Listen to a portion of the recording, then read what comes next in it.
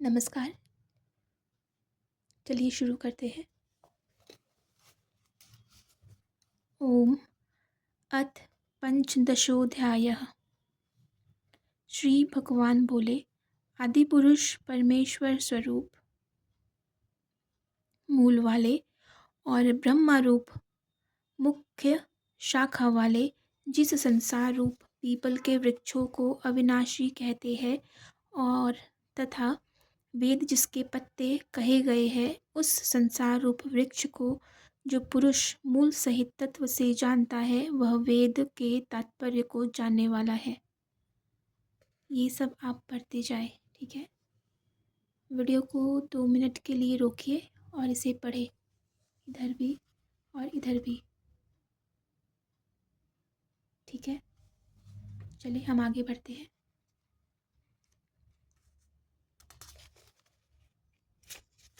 हमेशा जो नीचे दिए गए हैं उन्हें पढ़ते जाएं।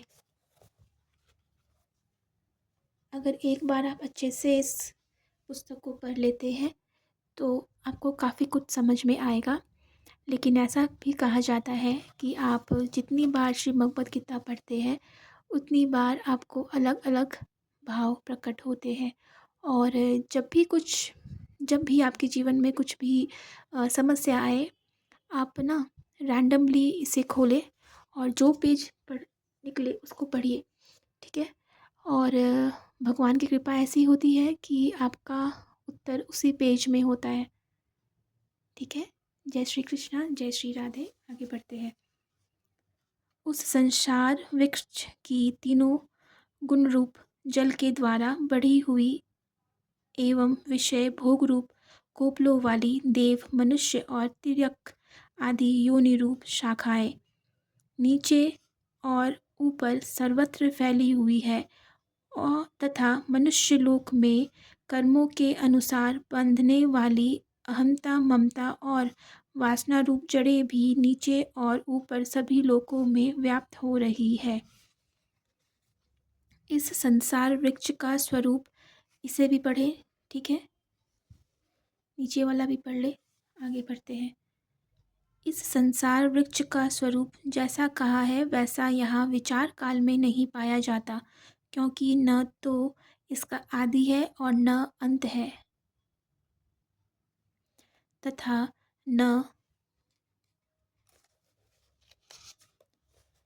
इसकी अच्छी प्रकार से स्थिति ही है। इसलिए इस अहंता, ममता और वासना रूप अति दृढ़ मूलों वाले संसार रूप पीपल के वृक्ष को दृढ़ वैराग्य रूप शस्त्र द्वारा काटकर इसके पश्चात उस परम पद रूप परमेश्वर को भली भांति खोजना चाहिए, जिसमें गए हुए पुरुष फिर लौटकर संसार में नहीं आते और जिस परमेश्वर से इस पुरातन संसार वृक्ष की प्रवृत्ति विस्तार को प्राप्त हुई है, उसी आदि रूप आदि पुरुष नारायण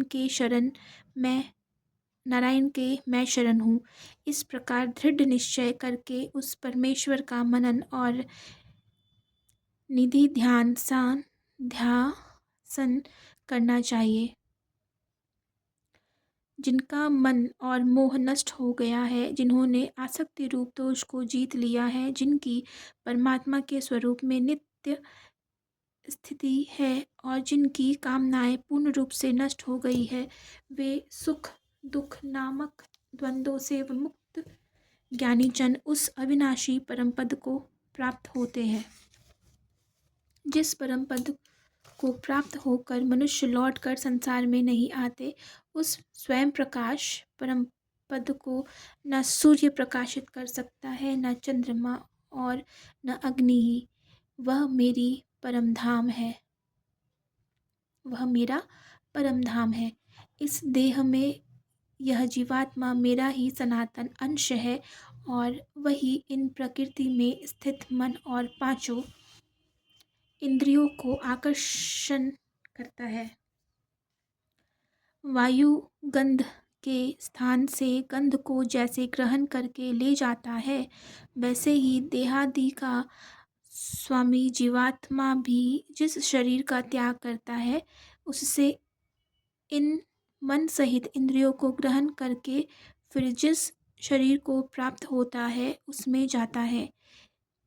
यह जीवात्मा छोत्र श्रोत्र चक्षु और त्वचा को तथा रसना घ्राव और मन को आश्रय करके अर्थात इन सब के सहारे से ही विषयों का सेवन करता है। शरीर को छोड़कर जाते हुए को अथवा शरीर में स्थित हुए को अथवा विषयों को भोगते हुए को, इस प्रकार तीनों गुणों से युक्त हुए को भी अज्ञानी जन नहीं जानते। केवल ज्ञान रूप नेत्रों वाले विवेकशील ज्ञानी ही तत्व से जानते हैं। यत्न करने वाले योगी जन भी अपने हृदय में स्थित इस आत्मा को तत्व से जानते हैं, किंतु जिन्होंने अपने अंतःकरण को शुद्ध नहीं किया है, ऐसे अज्ञानी जन तो यत्न करते रहने पर भी इस आत्मा को नहीं जानते। सूर्य में स्थित जो तेज संपूर्ण जगत को प्रकाशित करता है तथा जो तेज चंद्रमा में है और जो अग्नि में है, उसको तू मेरा ही तेज जान। और मैं ही पृथ्वी में प्रवेश करके अपनी शक्ति से सब भूतों को धारण करता हूँ और रस स्वरूप अर्थात अमृतमय चंद्रमा होकर संपूर्ण औषधियों को अर्थात वनस्पतियों को पुष्ट करता हूँ। मैं ही सब प्राणियों में शरीर में स्थित रहने वाला प्राण और अपान से संयुक्त वैश्वानर अग्निरूप होकर 4 प्रकार के अणुओं को पचाता हूँ।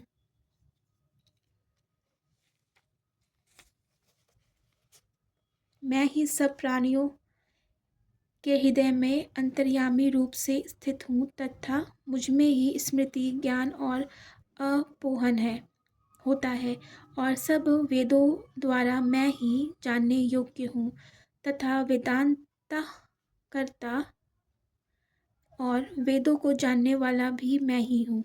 इस संसार में नाशवान और अविनाशी भी ये 2 प्रकार के पुरुष हैं। इनमें संपूर्ण भूत प्राणियों के शरीर तो नाशवान है और जीवात्मा अविनाशी कहा जाता है। इन दोनों से उत्तम पुरुष तो अन्य ही है, जो तीनों लोकों में प्रवेश करके सबका धारण पोषण करता है। एवं अविनाशी परमेश्वर और परमात्मा इस प्रकार कहा गया है, क्योंकि मैं नाशवान जड़ वक्र क्षेत्र से तो सर्वथा अतीत हूँ और अविनाशी जीवात्मा से भी उत्तम हूँ, इसलिए लोक में और वेद में भी पुरुषोत्तम नाम से प्रसिद्ध हूँ।